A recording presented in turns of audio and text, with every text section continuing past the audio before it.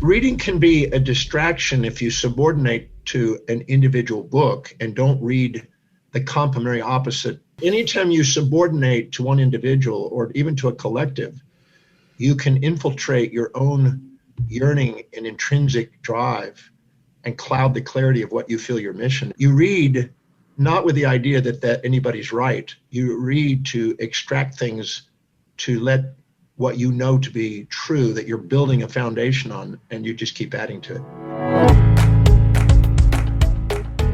Welcome to a new season of Leadership Live podcast, where talented people become extraordinary leaders. I'm Daphne Horowitz, and I'm here to help you cut through the noise and talk about real leadership issues.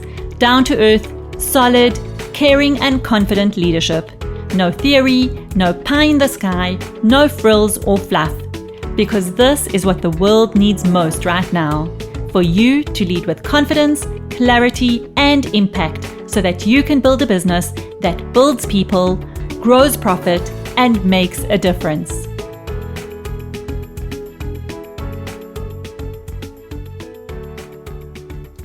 Welcome to the final episode of Season 2 of Leadership Live podcast. Today, we are wrapping up the journey over the last 30 episodes and about 6 months of the season, where we shared stories, we laughed and we cried, we did some live coaching, and I also shared some of my thoughts in the solo episodes.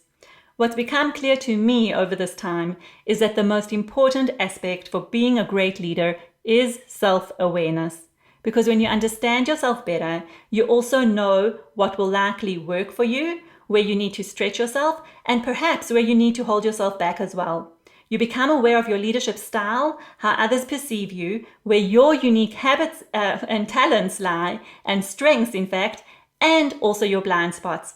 And when you have this self-awareness, this level of understanding of who you are in this world, how you show up and how you impact those around you, it allows you to go further and influence people in a way that you just haven't experienced before. The more self-aware you get, the more able you are to connect and understand those people around you. And when you can really connect with people around you, you bring them along to your vision. You're able to inspire them and motivate them and bring them along with you to whatever vision it is that you want to create.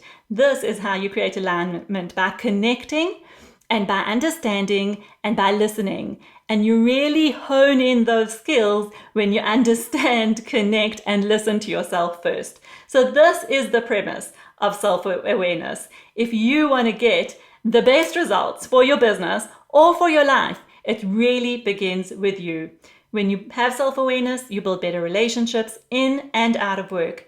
And that is important because we are human beings who need to connect, feel fulfilled, and feel driven by a sense of purpose or mission in order to feel good about ourselves. So whether you want to be a better leader, 10x your business results, or find more balance, it really begins with yourself, with a good dose of self-awareness, learning to observe your behaviors and reflect on what's working and what's not working. What are you happy with? What are you feeling content about? And what maybe you could have some regrets about? If you had to look back over your day and say, what are you really pleased with in the way that you showed up? And what could you have done a little bit differently? What would you have liked to explore doing differently? Where could you have done a little bit better? This is a great starting point for setting yourself on a path for growth, learning, impact, and results. So I want to share with you that a client that I've been working with for many years, a CEO of a multinational organization, recently had an insight in one of our sessions together where the light bulb just all of a sudden really went on for him. He nailed an idea and then realized that actually self-awareness is the driver for impact and growth. And here's what he said to me. For me, it was a moment of joy because I really felt like the pin dropped or something landed so deeply within him that it just brought a lot of joy to both of us in the session. So this is what he said.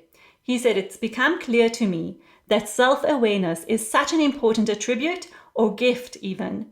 With high self-awareness comes all kinds of good things, the ability to improve, increase impact, and so on.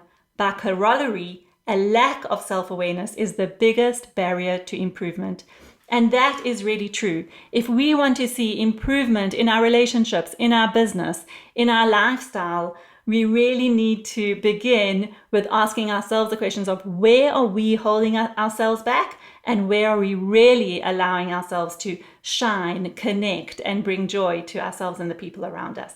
So to wrap up the season, I'd like to leave you with these thoughts and also some nuggets from the exciting episodes that we've had over the last 6 months. The nuggets from my side are, first of all, that leadership is really not about the title that you hold. It's not a stamp of approval, and it's not a license to tell people what to do. We are always leading someone, even if at the very least it's about leading ourselves. So let's begin. Begin with you and a good dose of being the observer in your own life, because that is really what self-awareness is about. It's about being able to take a step back and look at yourself in terms of what are the behaviors that serve you and what are the behaviors that are holding you back.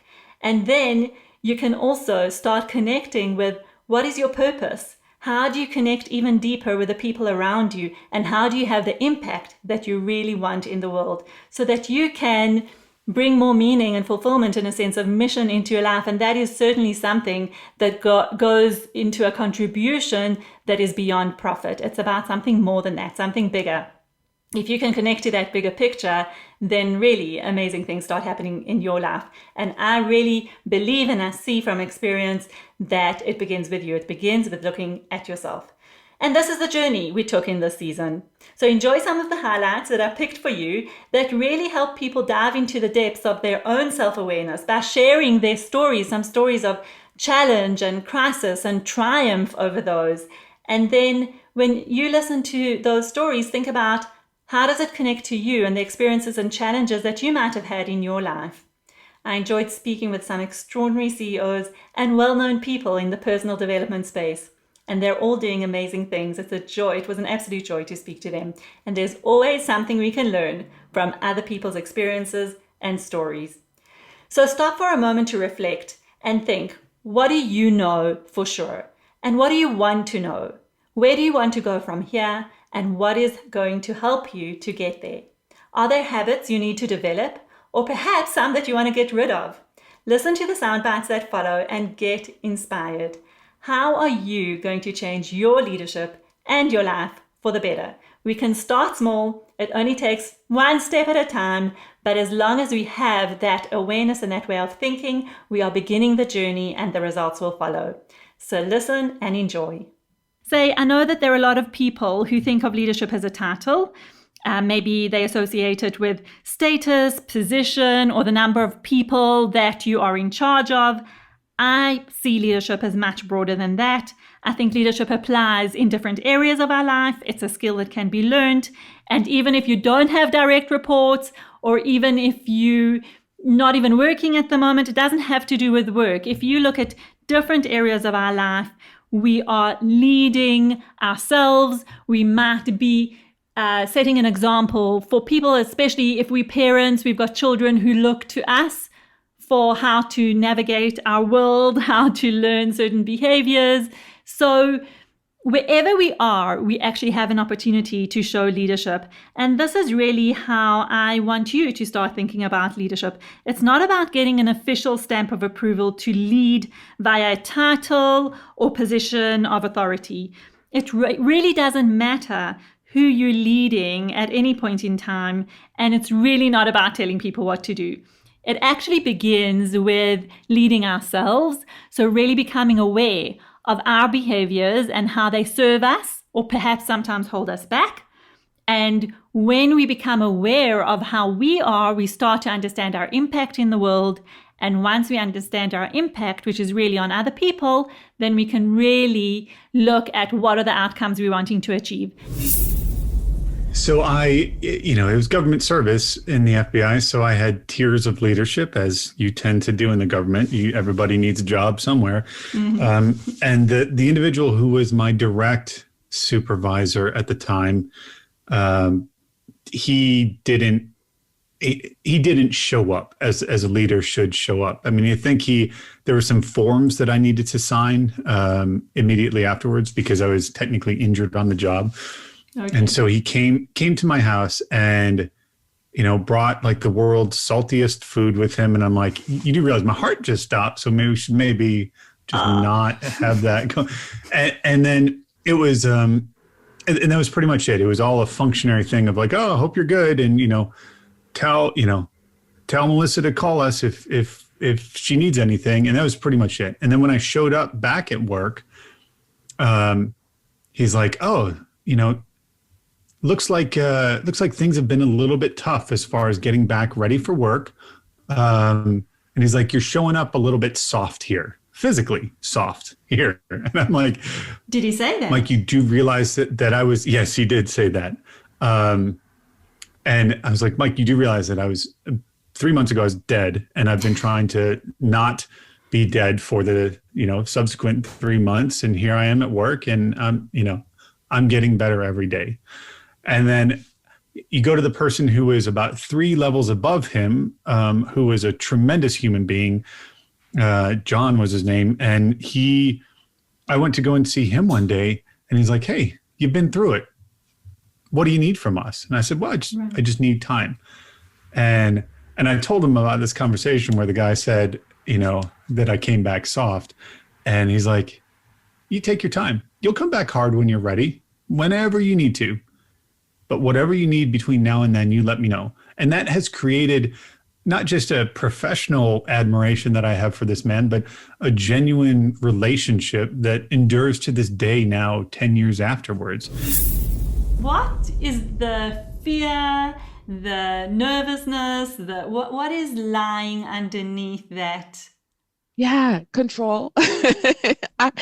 Like it's my image, right? It's that possessiveness, I guess that's the word, and control. Just of the smallest detail that nobody probably notices. So what are you afraid will happen if those mistakes, if you did let go and someone missed those details, someone stuffed up, someone made a mess? I mean, there's nothing would happen, even if it's that's your logical mind saying nothing will happen. Nothing will happen because it's fixable, and that's our rational brain. Yes, that's true. Yes, that's good catch. So, yeah. I was going to BS you in that area. No BS. So you're like, no, that's not good enough. Yes, you're right. What is my fear of letting something like that go? Like if something happened and it was a mistake, I don't know. I think that if I could be honest about it, I feel like it would affect my reputation, my reputation for excellence. And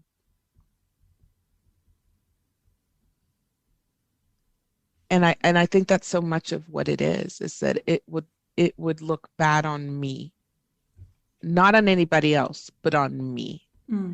And I have and worked. If you looked bad, what does that bring up for you again on a fear level? On a fear level, it makes me fear not being taken seriously. It makes me fear that my credibility will be diminished amongst my peers. It makes me feel like I won't be taken seriously by my clients. And when I say peers, I mean, other lawyers who I am assuming are seeing the mistake or whatever flaw this is. And the clients won't hire me, and that the business will fail ultimately. I guess that would be the bottom out, right? You make a big enough mistake that you are now out of business.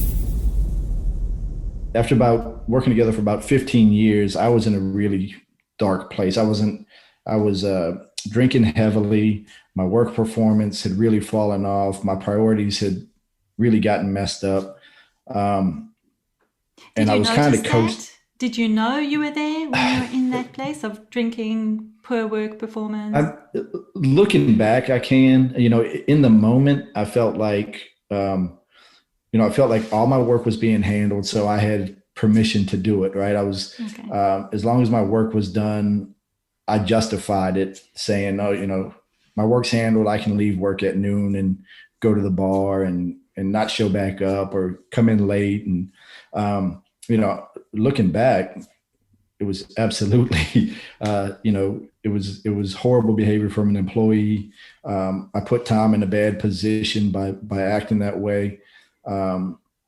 And I put a lot of my employees at the time, I was a division manager at the time, and I put my employees in a bad position of either having to cover for me or having to do my work for me when I didn't show up. So a lot and of did you think that your drinking was within normal range? You think, oh, this is okay, I've got it handled, I'm still managing it? If you put yourself back there, because I hear that in hindsight, it's a different story, but I'm trying to get into your brain at that time. At the time, I was I was proud of my drinking. I was like, I've got this well-paying job. I'm able to show up 4 hours a day. I can drink when I want. I'm a functional alcoholic. My work's still getting done. I kind of wore it like a badge of honor. Look at what I can do. Exactly. Right. I'm so smart that I can do this and still get away with it. Right. Being a little bit of a rare bird in my field, I realized that I have common experiences as a woman as other women in male-dominated fields. And that led to just this past year, me developing and producing and hosting my own podcast, the 6% with Nancy MD. The name is somewhat self-explanatory, in which I talk to women in various fields, including you, for that matter. I was a guest. Who are thriving in fields that are traditionally overrun by men. We love our male colleagues, but it's definitely an imbalance there when the numbers are in the single digits and low double digits. And so it's just been an interesting ride, and a lot of times within medicine, there is this prevailing thought that one should be just a doctor. And it's always funny saying just, because we do go through a lot of schooling and training, and there's a lot of sacrifice to get to where you are. But to me, a couple of years ago, I hit this slump, not so much because of what I was doing clinically. I felt like I was still helping my patients. I still enjoyed the surgery that I did. But I felt like I wasn't growing creatively. I wasn't using that creative muscle. And I felt like I personally was getting stale. And that's when I really started to get on social media and creating this virtual network. It just expanded my world greatly. And that ultimately led to more brainstorming about talking to these women in male-dominated fields, and led to this podcast, and is now leading to more things. So it's just been a very interesting journey. Reading can be a distraction if you subordinate to an individual book and don't read the complementary opposite dialectic. Yeah, I love that. Oh my gosh, you are so right. And this is a topic so poignant for today, actually. Because anytime you subordinate to one individual or even to a collective, you can infiltrate your own yearning and intrinsic drive and cloud the clarity of what you feel your mission is. So you read not with the idea that anybody's right. You read to extract things, to let what you know to be true, that you're building a foundation on, and you just keep adding to it. So that's a distinction. But yeah, because if you read one book on something, you'll get an opinion. If you read 100 books on a topic, you'll get a deeper understanding, because you'll get the complementation of opposites. You'll get the subjective biases woven together into something that's more serious. And what you're saying, which I think is so important, what I'm hearing you say is that you need to look for those different perspectives. You need to delve deeply. And I think that is so lacking in today's world, because if you look at where people are mainly getting their reading material is often from their, whatever it is, it could be social media, or it could be the Google feed, whatever feed, news stream they are looking at. And we know that the algorithms work in such a way that they just give you more of what you're already reading. So if you really want to get a balanced perspective, you have to seek opposing views and opinions and perspectives. And I really fear that some of that is getting lost in where we are today. Through the ages, since the time of Zeno, and all the way through even today, through Hegel and others, they had the dialectic. The dialectic was position, opposition, and proposition, anti-proposition. And the synthesis of that, Hegel considered some sort of a inspirational path. And I found that there is inside us a survival mechanism to avoid predator and seek prey. And so we have subjective biases and confirmation biases and disconfirmation biases to filter our reality into a false positive to make sure we're seeking prey and avoiding predator. Yeah. And so we don't realize that we're doing that, and what our opinions are just opinions sometimes, but we think they're facts. And being able to transcend the fiction to get to the facts, the real objective facts. Music to my ears. You must have read Hans Rosling's Factfulness, all about biases. I haven't read that one, but you have to read it. You have to. but the same thing is, it's just, the scientific method was designed to try to help that. Even though with scientific method you still have biases. Just because a scientist has an opinion doesn't mean it's true. But at least it formalizes some sort of a step-by-step process that increases the probability of getting something that will last. So I'm a firm believer in studying. I made a goal when I was right at 18, to try to find the most universal principles that I could build a foundation of knowledge on. First of all, we can look at it on a completely superficial level and start reciting a whole wad of facts and figures that we might know or think we know for sure. Maybe something related to our expertise or related to our work or the world or whatever it is that we take an interest in. But actually, when you take this question and really just stop whatever you're doing and take a few moments to really think about it. What do you know for sure? And I would recommend grabbing a piece of paper and pen, or maybe even on your computer, it doesn't actually matter, and starting to write down whatever thoughts come up for you in answer to this question. And that's what I did when I read this question. And the first answer that came to my mind as I was mulling over it was, do we really know anything for sure? I'm not sure. I'm not sure I know anything for sure, especially where we are with the world right now. There are always so many conflicting opinions about absolutely everything. But then, like I said, if you really stop and give yourself an opportunity to think deeply and really reflect, then there is a lot that we know for sure. There is so much to tap into. And what we can tap into is our own world of rich experience, gut instinct, feeling, what makes us who we are. We can have nuggets of realizations based on stories from our childhood or experiences from our current situation or anything in between. And we really get that clarity and insight into who we truly are and what life is all about. I'm interrupting this episode to share an absolutely wonderful free leadership toolkit I've created, and I want you to go and get it. So if you're a CEO and you're great at what you do, but you're frustrated because you're constantly chasing deliverables or putting out fires, and you know you can be better by building leadership habits to become a confident, inspiring CEO with a top-performing team, then go and grab your free leadership toolkit and training at daphnahorovitz.com/leadership toolkit. It's just a matter of creating leadership habits that serve you, your business, and your team to drive the results you want to see. I will show you how in this free training, so go and get it now at daphnahorovitz.com/leadership toolkit. And if you're tired of working those crazy hours, shouldering responsibility for all the things, with your team just not stepping up enough, here's what you need: the CEO Habits Bootcamp. If you're ready to apply to join the CEO Bootcamp, head on to daphnahorovitz.com/CEO Bootcamp.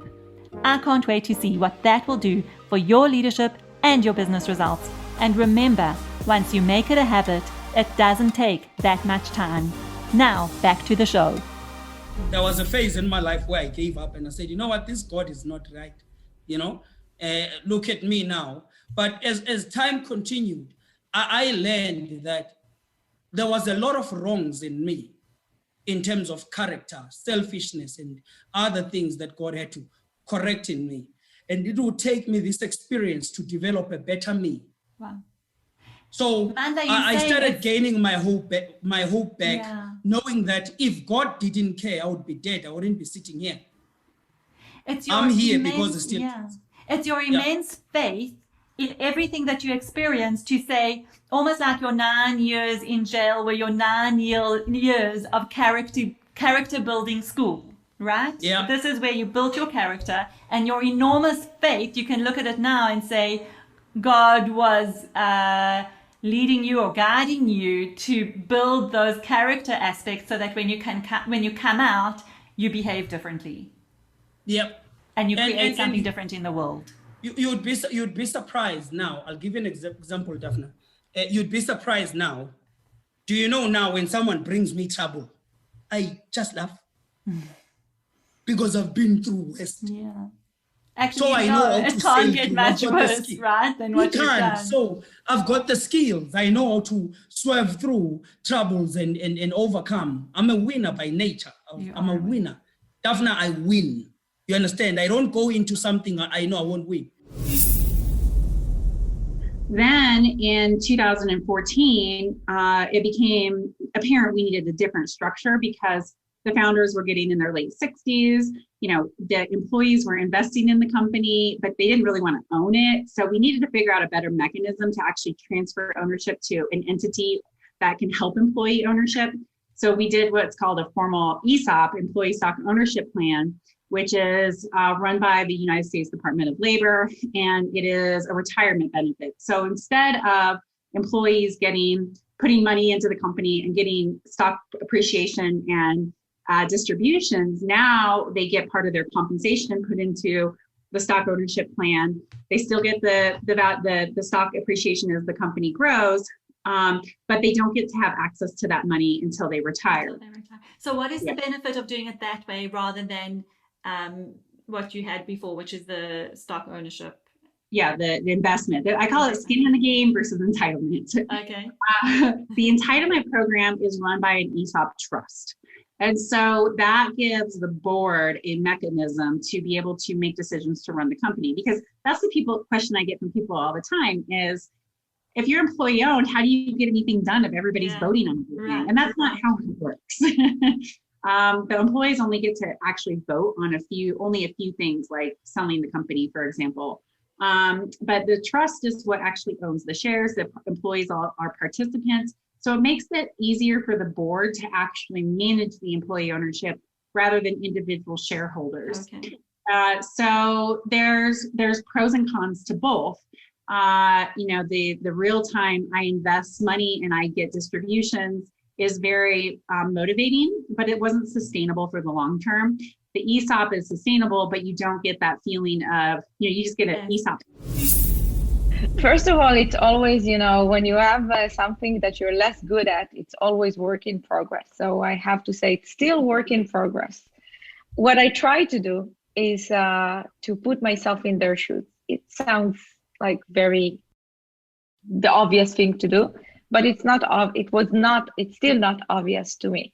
Sometimes I say things or I do things and I don't put necessarily the other side myself in the other side's shoes. So I try to do that. I try to be much more sensitive. Yeah. And it takes me also some time, because I don't know all of my teams. I don't know who they are. And so I try to better understand them, to better know them, to understand what makes them and it takes some time. I can give you an example. Yes,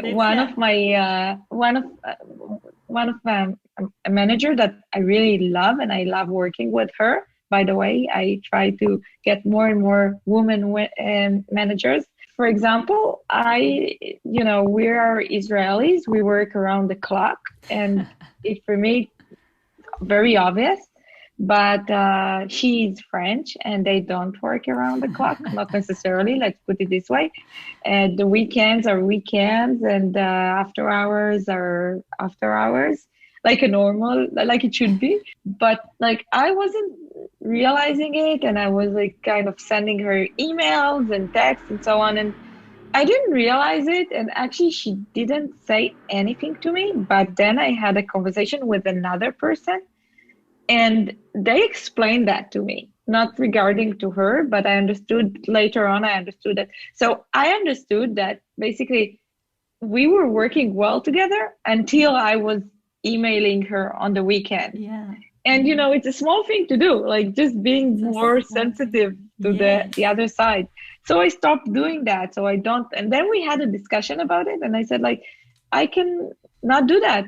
Like, I didn't know it could bother you. And she said, no, it's fine. So she also did like a step toward me. And I know that she did that because I know it bothered her. And now like so it's just like being more sensitive to the other side and their needs. If I'm going to spend the time, putting my life energy into this business, it needs to move the needle. And although I love advertising, and that's probably more my passion, insurance is really what can make a bigger difference if you do it right. And I'm just going to pause you there for a moment, because I think what you've done is you've taken that world of advertising, which you love, and you've combined it with the insurance industry, because you are the face of King Price. I mean, that's for sure. We see you all over the show. So yeah, so carry on. And I'm very much involved in all the advertising messages and all of that. I just love it. It's a passion of mine. And so that was a big decision, is what industry do I want to go into? And then and you chose it based on impact. You wanted to make an impact. You wanted to make a difference. What was the driver there? Is there a story behind that? Well, South Africa's got a very rich-poor divide, and I think financial services particularly were more capitalist-driven. In the past, I think a lot of that has changed over the last 10 years or so. So I mean, there was a lot of exploitation, I guess, in how certain financial products have been sold in the past. People generally have products and they didn't even know they have, or so there was just a big part of me that wanted to redeem a bit of the financial services offerings in South Africa, and we always said we want to make a global impact. We're slowly getting there. We can discuss that a bit later. We're going to Europe now, but amazing. Just starting from a South African point of view was to give back. So. The idea would be, even in our shareholding, we want to use our profits for good.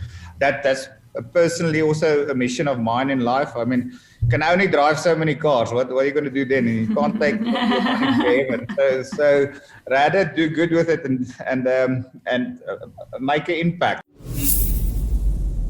Literally, when I was leaving the corporate world and telling people, so what are you going to do? Is like, I'm going to start a business. I'm going to teach leaders how to tell stories more effectively. The looks I got. I can imagine. Like people would seriously go, what this astounding Are you going to teach people how to tell stories? Isn't this what we do all day? Like tell stories? Yeah. So it was a combination. What got you into storytelling? How did you get involved in the whole concept? Yeah, look, it was probably a couple of years previously. So a couple of things. I was a senior leader, and I experienced firsthand the frustrations of when you communicate something and people don't get it, when you're trying to, influence people to do something and they don't get it, when you're rolling out a new strategy or a change and they're not understanding it, and you're going, this makes such logical sense. Why don't people get it? And I started to notice that when I started to share a bit of a personal story, people seemed to really connect with it and understand the message. I remember this was about 20 years ago. I was a change manager with one of the early implementations of SAP. So 20 years ago, one of the very, very early implementations of SAP, which is it was like a 2-year longer project. And I remember when we almost were going live, it was my job to go out to all the business units and teach them, or, communicate we were about to go live. And I started to play with this concept where, you're expected to do a PowerPoint presentation. So the first slide I had was a picture of my daughter who was just about to turn 2. And I put it up, I go, this is my daughter, Alex. And I go, she's cute, blah, blah, blah. And I was sort of talking to about my daughter for like about 15, 20 seconds, knowing they'd be going, why is she telling us about her daughter? What is going on? Like, why? And I just did it for about 20 seconds or so till I could sort of see them thinking, why are you doing this? And then I said, just to help you understand how long this project has been going on, I started on this project when I was 6 weeks pregnant with Alex. And that it was like people were, oh my God. Now, if I had have just said this project's been going for, over 2.5 years, it would have meant nothing. Yeah. But that really got it home. And it's interesting, Alex is nearly 21 in a few months. Amazing. I see colleagues that I worked with then, and they actually still ask me about Alex.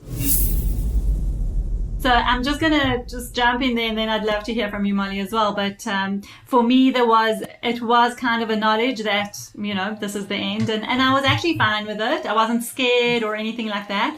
But for me, and I think for me that was a big life-changing moment, was that all I cared about at that point was that my children should know that I love them, and that my husband should know that I love him, and that everyone should know how much I love them. And I had a journey afterwards, also complications or whatever. I needed more surgery, and I just remember that feeling of, I came out of that experience also with that, there's a bit of a euphoria of I'm alive, and then every time something happened, it was, I need to let everybody know that I love them. Like, that was my thing, Yeah. So, yeah. That's, it for me, I think similar to you, it's kind of a total ego stripping, life stripping experience where it just pulls everything away and pulls you back down to what's really really what important. matters most. And I agree with you, just that gratitude was the thing for me, just being grateful and thankful for what everyone was doing for me and how the world was supporting me and lifting me up, and grateful for the little things to get a little bit better. And so, I'm so happy you recovered. Thank you. Me too, actually. And you, I'm happy you're good. But I think that what you said, these moments or these experiences are really the things that change us. And I know that a lot changed for me after that.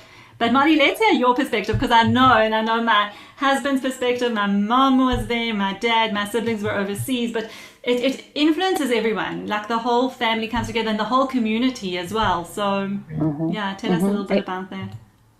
Well, I think it's obviously traumatic. I mean, it's traumatic for everyone. It's traumatic to watch your person kind of go into this place of, it's the waiting place, the place where you don't know if you're getting someone back. Right. And it's a real look in the mirror of like who you are because of that other person. Like, we as humans are wired for relationship.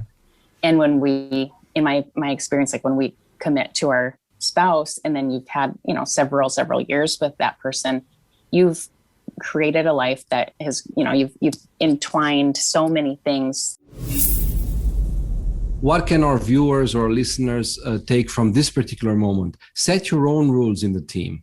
If you're unhappy that you keep sending emails and there's no response, next time say, hey, we need responses, just to know that the email reached you, just to know that you've got the email. So agree on something that does not take too much time, but on something that avoids confusion and that clarifies that there will be some action. Because the worst you can do is I delegate something, I need the report by Wednesday, and Wednesday comes, I'm angry now because the report is here. And it turns out that the email got into his or her junk email account and never got back. It wouldn't have been nice for me to get a response. Yeah, but So set your own, at least some minimal guidance. I love that. So I have an exercise that I do with teams called building a user manual, where every member of the team builds their own user manual. And we look at things like communication and what do we need and what am I working on and what accountability can we have for each other. And then we sit as a team and we share the user manuals and we create a manual for the team in which they can kind of a rules of engagement type of thing. How can we engage better so that we can work more effectively? As I said, I grew up in a village, and this village was run mostly by women. Amazing. The reason being, men, because of industrialization and urbanization, they had to go seek for jobs in the cities. And we had a system whereby it was thereby at the time they would come and think it was recruitment and get all the men who were fit to work, take them to the Transvaal at the time to work in the mines. Then this led to this dynamic of every second homestead, there was only a woman who was left, because women were, at that time, they were not being sent to school, they were not educated, so they wouldn't even have the minimum kind of education levels or the skills that would incorporate them into the workforce. And we know there was issues of inequality as well. So women would be at home looking after the children, which was a good thing, because then the family structure, the family unit would continue. Then I was also in that village that was run by women. And in my own household, there was my grandmother, because my mother was working in Umtata in the city. And then there was my uncle's wife. So there's these three women. They are playing different roles. My mother is bringing the financial resources so that we can all get by. My uncle is in the mines, right? And then his wife is here and learning how to be a mature woman. And my grandmother is playing that role of grooming her. And so she's within the same homestead. My grandmother is the wisdom, is the matriarch in the household, teaching us about the value systems, how to exist within this community, within this society, so that when we step out, we can be members now of the entire society and part of our country as effective individuals. So they just stepped into this role seamlessly. You have the woman who's working and coming in weekends, bringing financial resources. My school fees are being paid for. You have the grandmother who's ensuring that we understand our roots, our heritage, and the value systems of how to be authentic wherever you are. Now we talk about authentic leadership.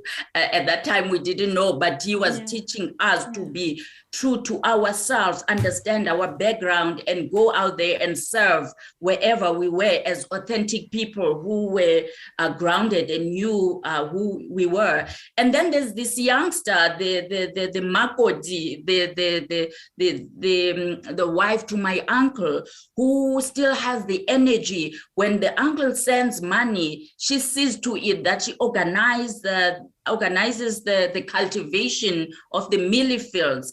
We had livestock. So she's the one at the forefront of this and teaching us how to do the physical housework and house chores, going with her to the river, carrying the water, being taught about all those dynamics. So I would only see male figures maybe once a year when they came during Christmas and bring that vibrancy. And that's a wrap for season 2. Thank you for listening to this season of Leadership Live podcast. Be sure to leave a review and let us know if you have any leadership topics and guests you'd like to see interviewed on this show. Thank you for your support, and here's to a great new year. This wraps up another episode of Leadership Live. Thank you for joining us today. And now let's continue the conversation. Do you have any questions, comments, or suggestions? Connect with me on LinkedIn or head on to my website at daphnahorovitz.com, where you can download a free sample of my new book, Weekly Habits for Extraordinary Leaders. If you enjoyed this episode, be sure to share it with a friend so that I can continue to reach and support leaders just like you. So tune in next week to Leadership Live, where talented people become extraordinary leaders.